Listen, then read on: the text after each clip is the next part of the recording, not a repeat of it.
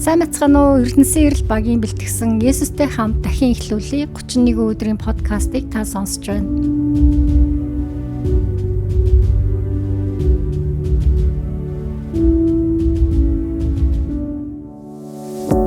Зөв сургаалын төлөө тэмцэлтэн тулдах сайхан. ертөнцийн чамайг мөнхийн амьдралд урайлан дуудахад чи олонний өмнө сэтгэлээ илчлэн би Есүст итгэлээ гэдэг сайхан үгийг хэлсэн бол одоо түүнийг бат хадгалж өгтөн. 1-р Тимотед 6:12. Есүст итгэх итгэл бол тэр чигээрээ тэмцэл юм. Түүний тухай сайн мэдээг тунхаглаж амьдрахдаа хизээч битгий шантраарай. Та бол энэ дэлхийн гэрэл гэдгийг Есүс Христ аль хэдийн тунгалсан гэдгийг үргэлж сан. Тэгээд түүнд итгэх итгэлийнхээ төлөө баттай зогсож байгаарай.